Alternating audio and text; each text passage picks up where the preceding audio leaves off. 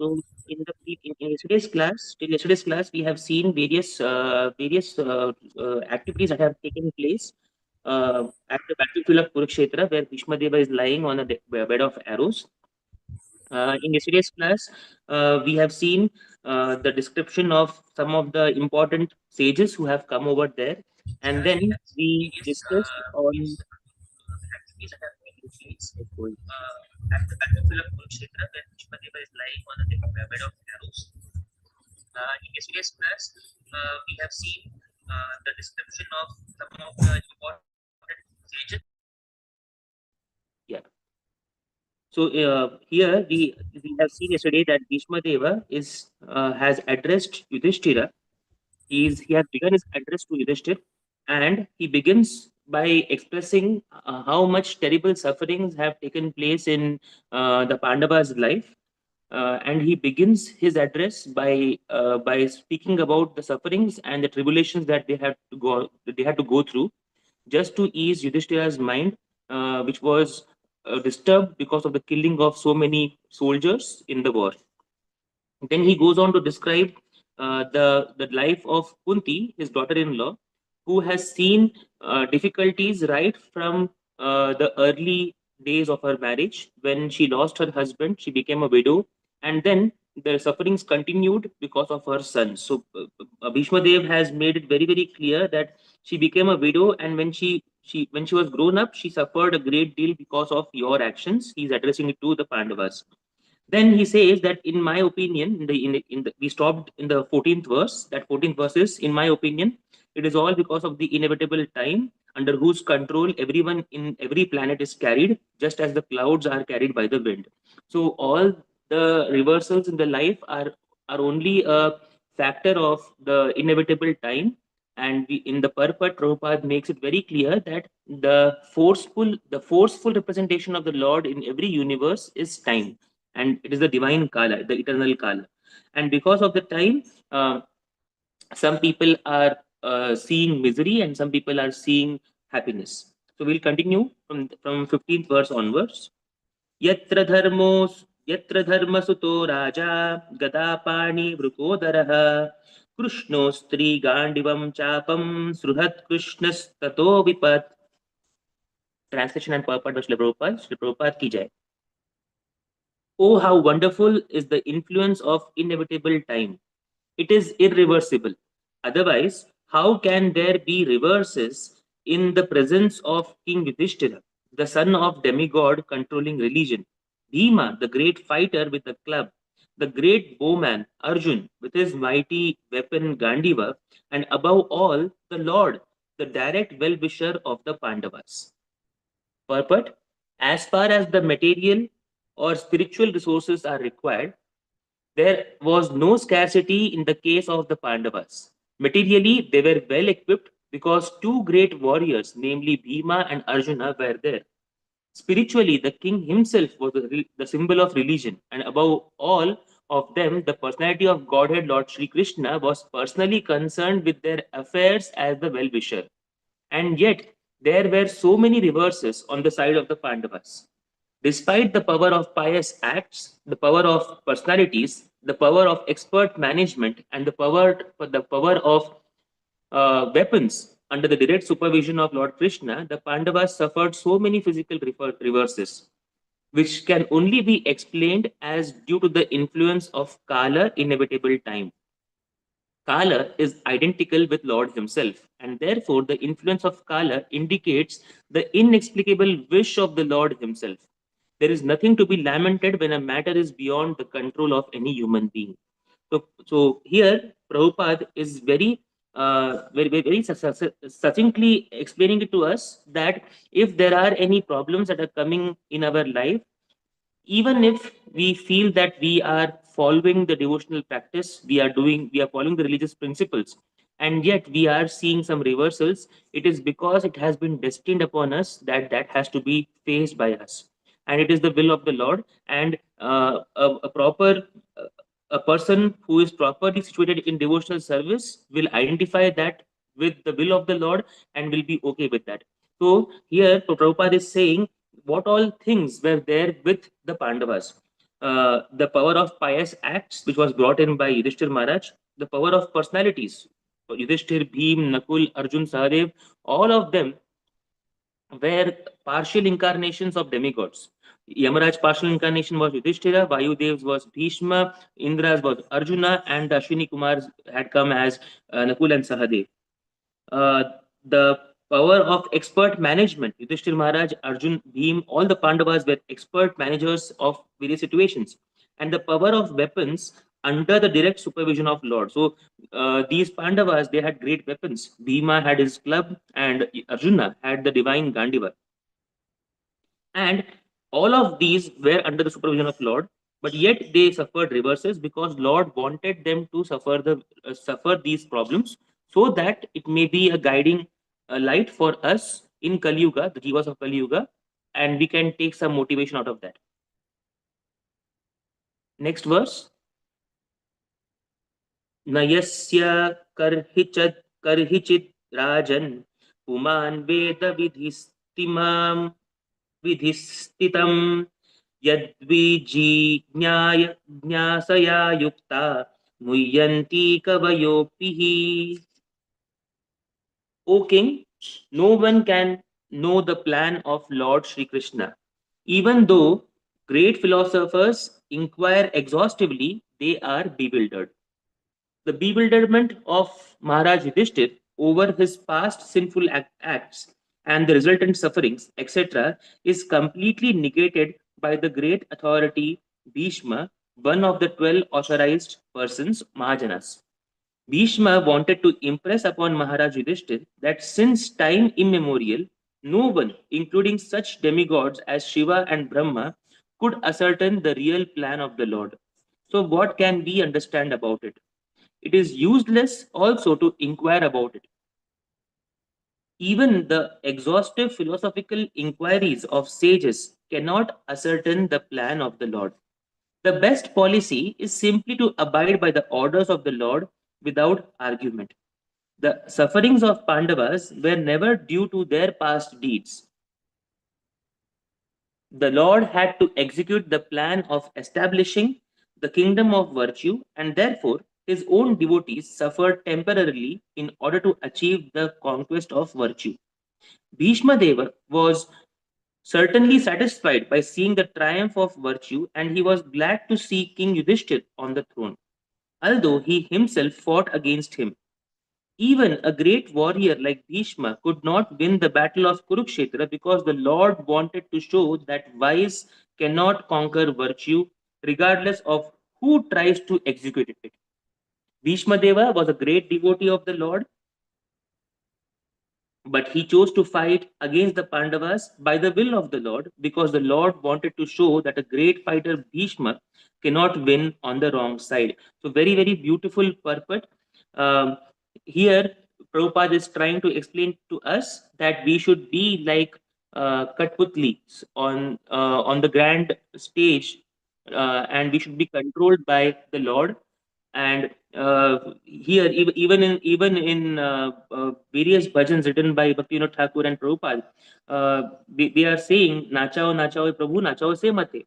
So, Kashtera Putli, we are basically putlis. We are basically dolls controlled by the strings, and however you feel, you can make us move. You can bring various kinds of problems or happiness in our life. But our goal should be we should be undeterred in our goal, and we should always be in the devotional service of Lord and His devotees.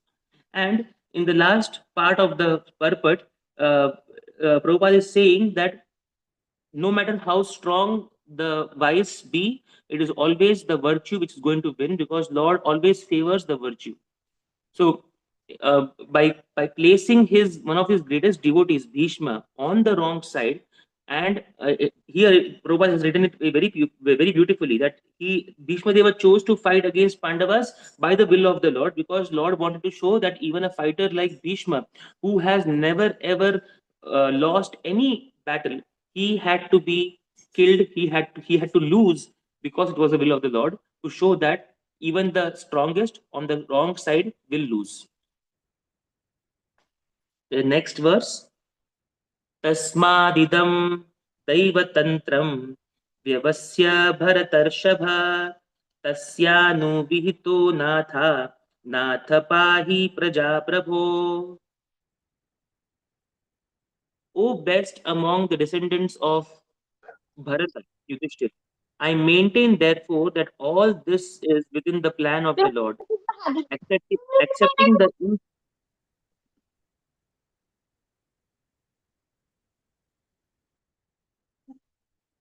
accepting the inconceivable plan of the Lord, you must follow it. You are now the appointed administrative head, and my Lord, you should now take care of those subjects who are now rendered helpless. So, the popular saying is that a housewife teaches the daughter-in-law by teaching the daughter. The housewife teaches the daughter-in-law by teaching the daughter. Similarly, the Lord teaches the world by teaching the devotee.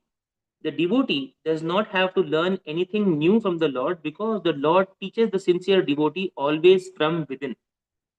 Whenever therefore a show is made to teach the devotee, as in the case of teachings of Bhagavad Gita, it is for teaching the less intelligent men. A devotee's duty, therefore, is to ungrudgingly accept tribulations from the Lord as a benediction. The Pandavas were advised by Bhishma Deva to accept the responsibility of administration without hesitation.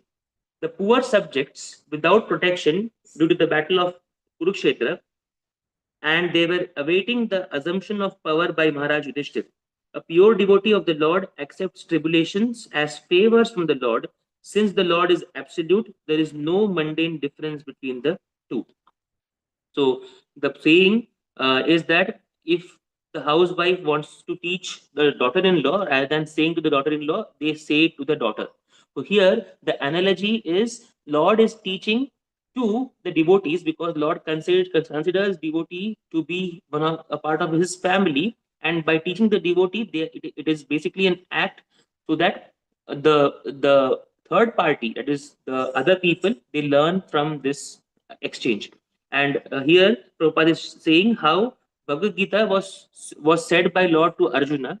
It was not for Arjun, because for Arjun that knowledge came from within, but the external act of delivering Bhagavad Gita to Arjuna on the battlefield was basically for our benefit as the jivas of Kali Yuga.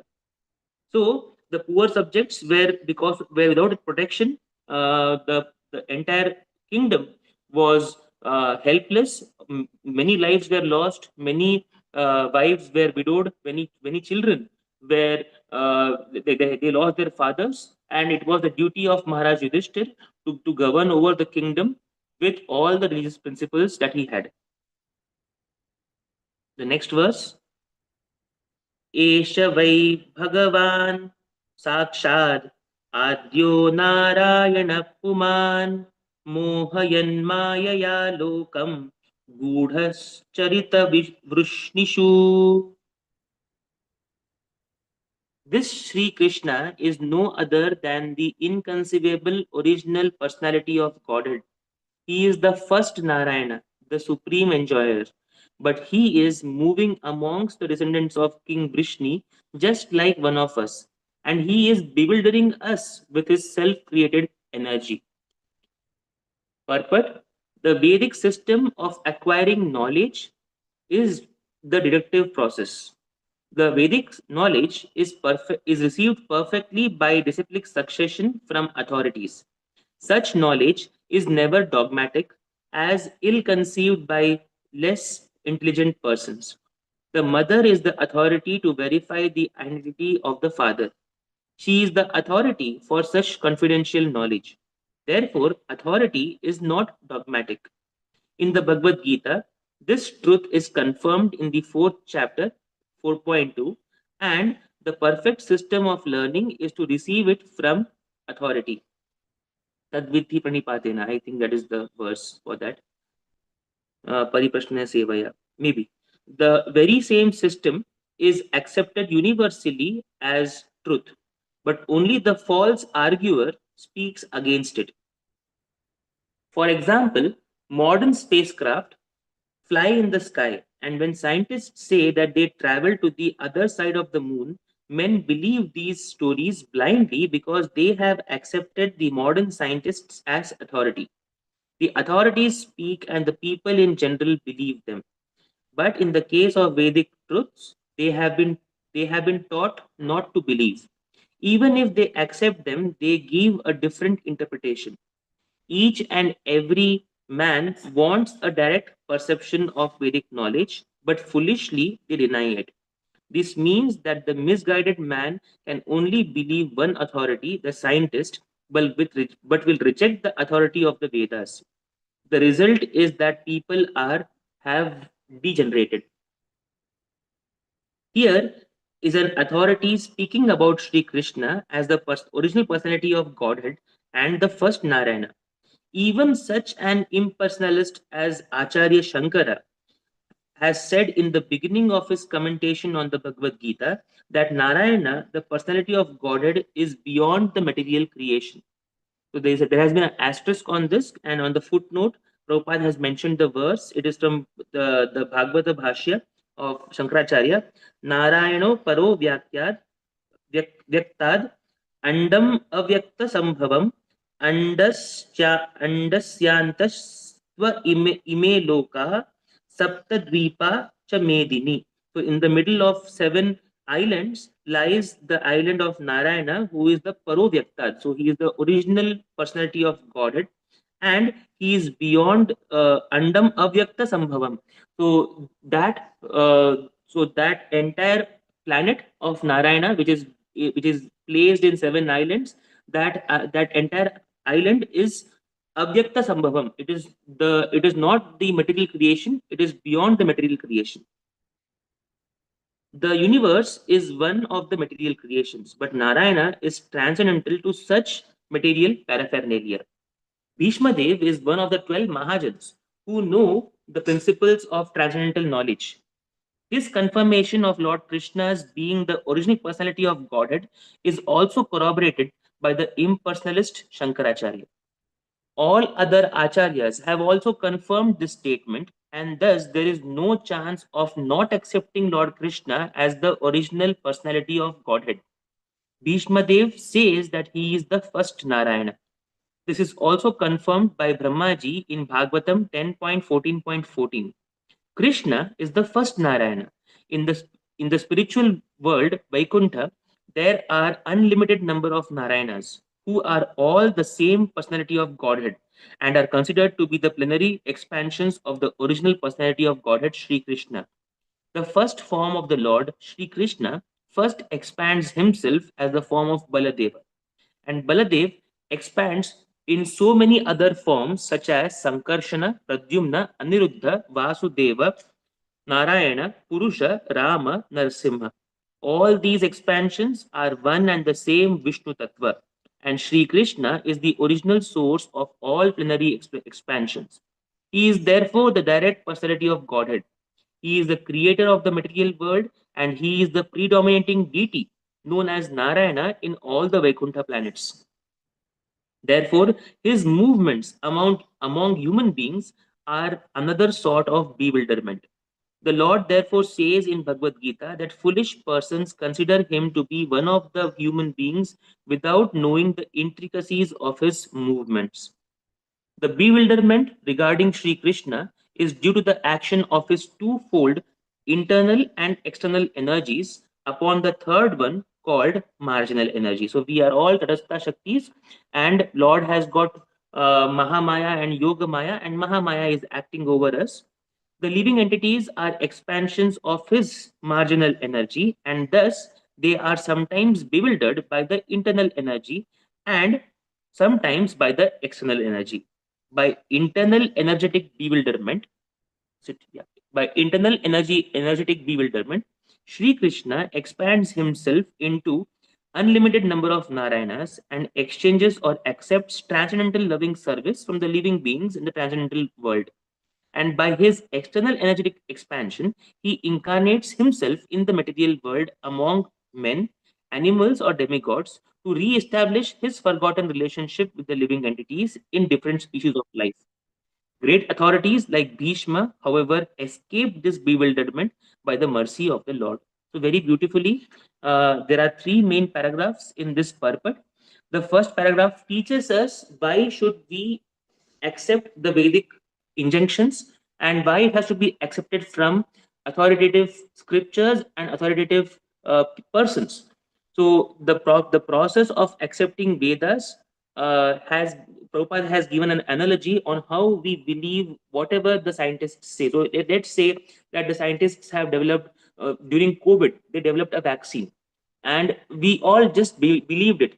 We didn't ask for proof, and we just took it because we had no other way to find it out.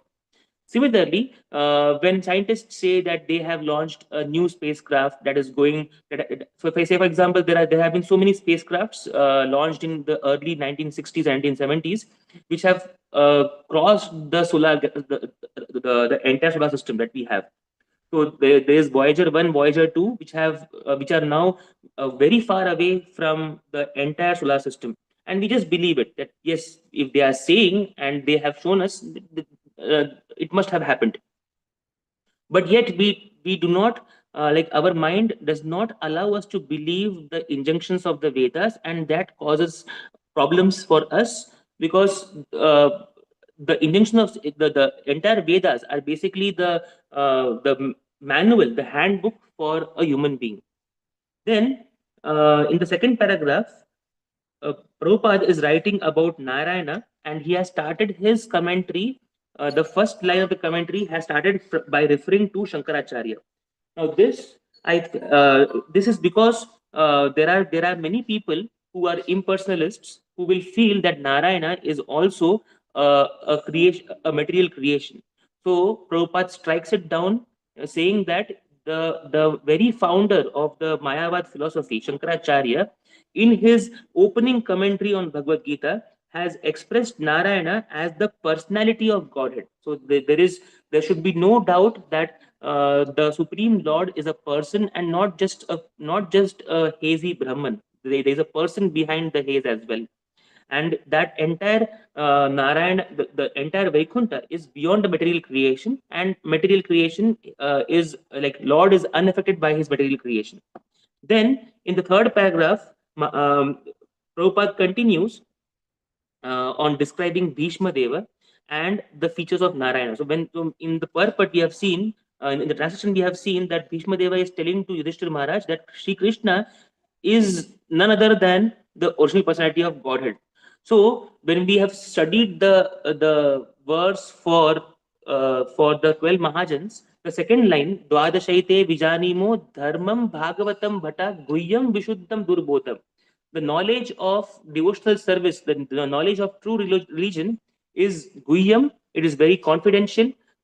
Guhyam Durbodham as well. It is very, very difficult. And Vishuddham, it is completely free of material modes of nature. So, this religious principle, which is known as Bhagavata Dharma or surrender upon the Supreme Lord and love for Him, is uncontaminated by the material modes of nature. It is very confidential, very difficult, and if by chance one is fortunate to understand it, it is he or she is completely liberated. So, Bhishma Deva is aware of this knowledge. He's one of the Mahajans, and because he is aware of it, he can tell it with authority. And Prabhupada always, in many of his purports, Prabhupada has always mentioned the first knowledge that a living being receives. It is from the mother. The mother first tells any of a living being who the father is, and that knowledge is very, very, very confidential because only the mother will know who the father is. So Bhishma Deva is the mother, and he is telling us that Lord, in fact, is the supreme personality of Godhead, the Sri Krishna who is standing in the battlefield with the Pandavas, whom the Pandavas may feel that he is just our cousin. He is none other than Lord Sri Krishna, the supreme personality of Godhead. And why does this bewilderment takes place? Because we all are marginal energy. We are the Tatastha Shakti. And for all the marginal beings, both the internal energy, the Yoga Maya, and the external energy, Mahamaya, acts upon the material living beings.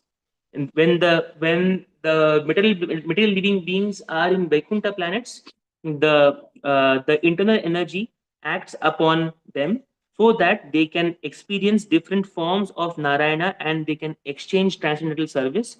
So in Vraja, in the Dham of Vrindavan, when Lord was killing all the demons, Putna, Trinavat, Aghasur, uh, the residents of Vrindavan, they never felt that Lord, that their small baby Krishna is the supreme personality of Godhead, because the internal energy was working upon them so that they could relish the pastimes of little Bal Gopal, and Lord could receive the transcendental loving exchanges from Mother Yashoda, from Father Nanda Baba, and all the other Gopas and Gopis.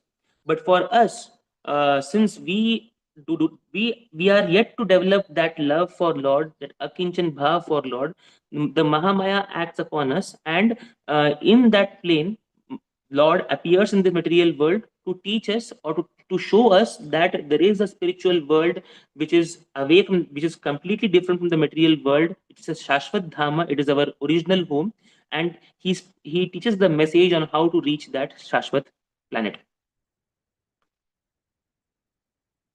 The next verse, and I think we can discuss this verse if the purport is very big. Yeah, the purport is big. So we can stop over here and we can sing the Bhishma Suti.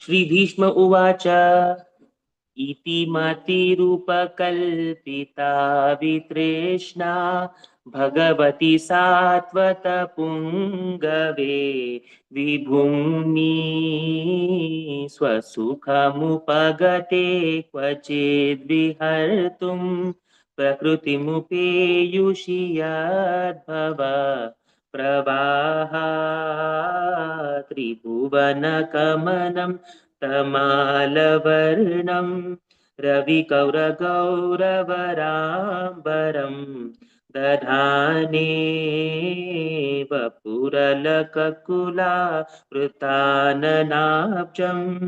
विजयसखेरतिरस्तु मे नवत्यायुतितुरगरजो विधूम्रविश्वक् कचलुलिताश्रमवार्यलन् कृतास्ये मम निशितशरैर्विभेद्यमाना त्वचि विलसत्वच चेस्तु कृष्ण आत्मा सपदि सखिवचो निशम्य मध्ये निजपरयोर्बलयोरथं निवेश्य स्थितवती परसैनिका युरक्ष्णा हृतवती पार्थ सखेरतिर्ममास्तु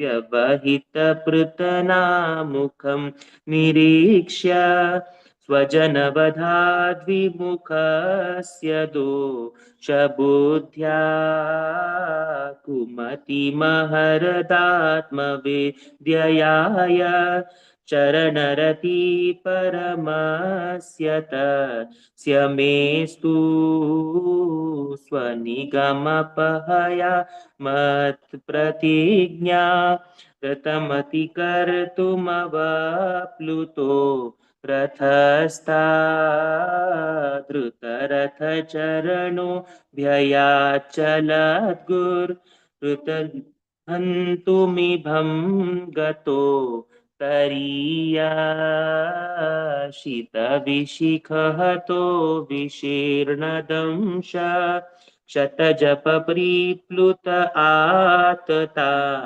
इनो मे प्रसमभभिससारमध्वहार्थम् स भवतु मे भगवान् गतिर्मुकुन्दा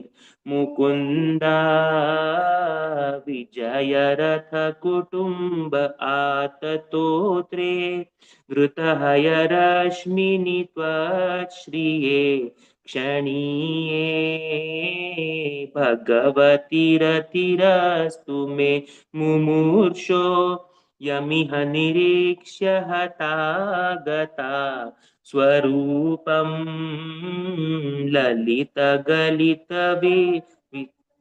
गुहास प्रणयनिरीक्षणकल्पितो रुमाना कृतमनुकृतवत्य उन्मदान्धा प्रकृतिमगन् किल यस्य गोपवध्वा मुनिगणनृपवर्यसङ्कुलेऽन्ता सदसि युधिष्ठिरराजसु यमेषाम् अर्हणमुपपदे ईक्षणीयो मम गृचिगोचर एष विरात्मा तमिममहमजं शरीरभाजां हृदि हृदि दिष्ठितत्मात्मकल्पितानां प्रतिदृशमिव नैकधार्कमेकं समधिगतोऽस्मि विधूतभेदमोहा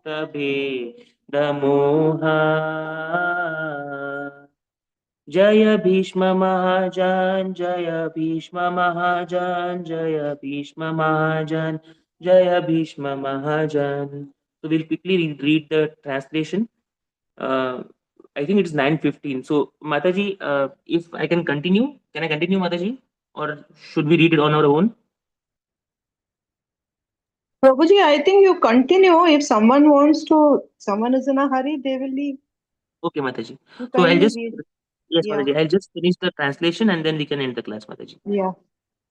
So Bhishmadeva said, "Let me now invest my thinking, feeling, and willing, which were so long engaged in different subjects and occupational duties, in the all-powerful Lord Sri Krishna. He is always self-satisfied, but sometimes, being the leader of the devotees, he enjoys transcendental pleasure by descending on the material world, although from him only the material world is created. Sri Krishna is the intimate friend of Arjuna. He has appeared on this earth in his transcendental body, which resembles the bluish color of the tamala tree. His body attracts everyone in the three planetary systems, upper, middle, and lower. May his glittering yellow dress and his lotus face, covered with the paintings of sandalwood pulp, be the object of my attraction, and may I not desire fruitive results. On the battlefield where Sri Krishna attended Arjuna out of friendship, the flowing hair of Lord Krishna turned ashen because of the dust raised by the hoofs of the horses, and because of his labor, beads of sweat wetted his face. All these decorations, intensified by the wounds dealt by my sharp arrows, were enjoyed by him. Let my mind thus go unto Sri Krishna. In obedience to the command of his friend Lord Sri Krishna, entered the arena of the battle of Kurukshetra, where the soldiers of Arjuna and Duryodhan, and while there he shortened the lifespans of of the opposite party by his merciful glance. This was done simply by his looking at the enemy. Let my mind be fixed unto that Sri Krishna. When Arjun was seemingly polluted by ignorance upon observing the soldiers and commanders before him on the battlefield, the Lord eradicated his ignorance by delivering transcendental knowledge. May his lotus feet always remain the object of my attraction. Fulfilling my desire and sacrificing his own promise, he got down from the chariot, took up its wheel, and ran towards me hurriedly, just as a lion goes to kill an elephant. He even dropped his outer garment on the way. May he, Lord Sri Krishna, the personality of Godhead, who awards salvation, be my ultimate destination. On the battlefield, he charged me as if angry because of the wounds dealt by my sharp arrows. His shield was scattered and his body was smeared with blood due to the wounds. At the moment of death, let my ultimate attraction be to Sri Krishna, the personality of Godhead. I concentrate my mind upon the chariot driver of Arjuna, who stood with a whip in his right hand and a bridle rope in his left, who was very careful to give protection to Arjuna's chariot by all means. Those who saw him on the battlefield attained their original forms after death. Let my mind be fixed upon Lord Sri Krishna, whose motions and smiles of love attracted the damsels of Rajadhama, the gopis. The damsels imitated the characteristic movements of the Lord after his disappearance from the Rasa dance. At the Rajasuya Yajna, performed by Maharaj Yudhishthir, there was the greatest assembly of all the elite men of the world, the royal and the learned orders, and in that great assembly, Lord Sri Krishna was worshipped by one and all as the most exalted personality of Godhead. This happened during my presence, and I remembered the incident in order to keep my mind upon the Lord. Now I can meditate with full concentration upon that one Lord, Sri Krishna, now present before me, because now I have transcended the misconceptions of duality in regards to his presence in everyone's heart, even in the hearts of the mental speculators. He is in everyone's heart. The sun may be perceived differently, but the sun is one. Hare Krishna. So, Mataji, we can continue from where we left off. That is Shloka number 19, I think, in tomorrow's class. Tomorrow is Tulsi Vivaha. So, uh, tomorrow's class will start from verse number 19. Hare Krishna.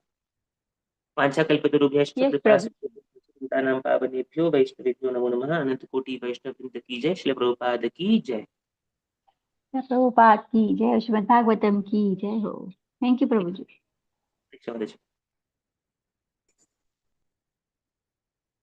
Mataji, I am ending the class for everyone. Yes, Prabhuji, please. Hare Krishna. Yes, Prabhuji. Hare Krishna. Thank you, Mataji. Hare